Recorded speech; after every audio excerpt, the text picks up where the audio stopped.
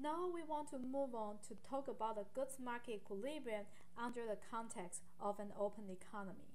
Remember that when we are talking about the Solow model, we say that when the goods market is in equilibrium, whatever amount of goods that is produced need to be either consumed or invested. Under that case, we assume there is no government.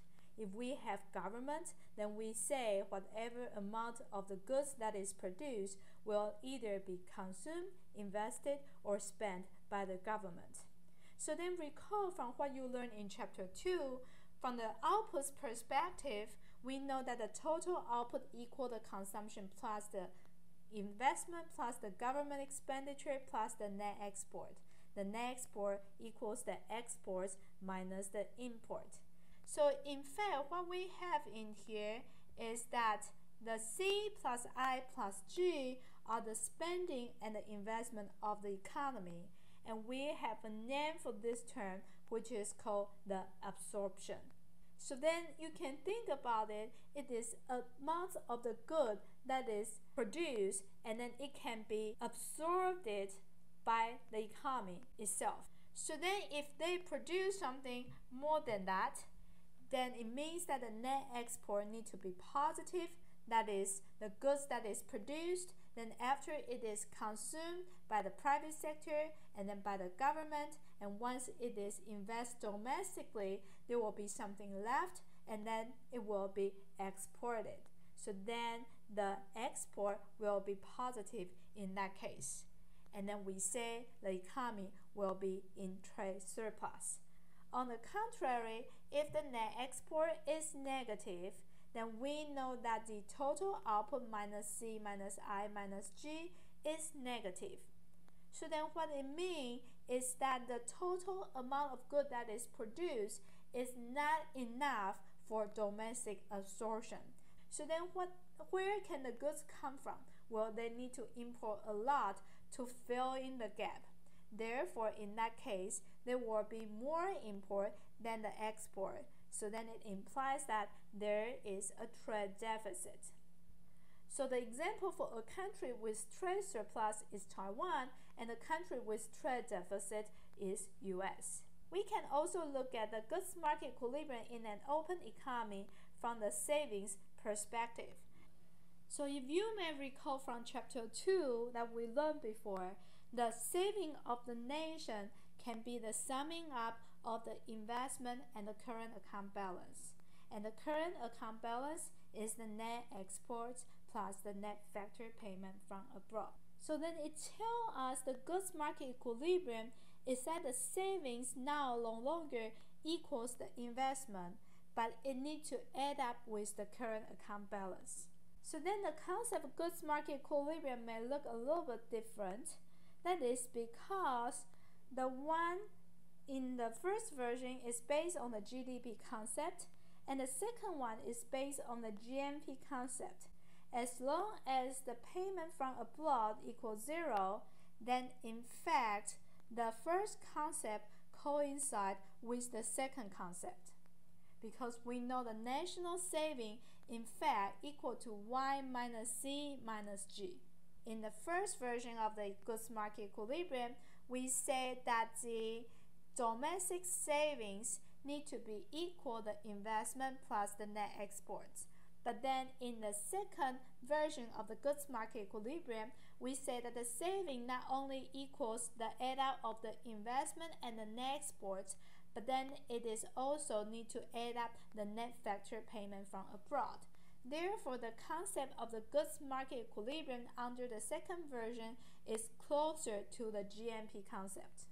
Now let's move on to look at the international borrowing and lending positions for a nation. We define here that the difference of the saving and investment is called the net capital outflow. If the saving is greater than the investment, it means that the saving minus investment is positive. So what it means is that the domestic saving is greater than the domestic investment. So then what it implies is that there is some extra saving not invested domestically. So then what is the use of those savings? It turned out to be the lendings to the foreign countries. So this country is a net lender if its saving is greater than its investment. On the contrary, if the saving is less than its investment, we know the net capital outflow is negative, which means that the domestic saving cannot sustain its domestic investment. Then what the nation can do is that they need to borrow from abroad to fill in the gap. So then the nation is a net borrower in that case. So then how could combine all these concepts together? In fact, we already did something like that in chapter 2. If you may recall from what we learned before, we say that the net export equals the output minus consumption minus the investment minus the government expenditure. And then if we rearrange the equation, the output minus the consumption in the private sector and the government expenditure will be the savings. And then so the net export will equal the saving minus investment. And if you may recall what we learned before, we said the savings of a nation equal the private sector saving plus the government saving. Therefore, the use of the private sector saving can be for acquiring foreign assets from abroad, plus the financing the domestic investment and to finance the government deficit. And I claim that when we have the net export that is positive, it is as if we are acquiring assets from abroad. That is because under the economy that there is no money, then when you sell your goods to abroad, the counterparty need to pay you back an assets in return. If that assets remain in the foreign country, then it is as if you are lending abroad. So then if we combine everything we learned in here together, we say that when the net export is positive, then it implies that the savings will for sure greater than the investment domestically. So then it somehow implies that for an economy with trade surplus, it is equivalent to it is a net lender, because we say when the saving is greater than the investment, it is a net lender. And in equation, we know that when the net export is positive, for sure, saving need to be greater than the investment. On the contrary, if the net export is negative, then it is equivalent to saying that the domestic saving is less than the domestic investment.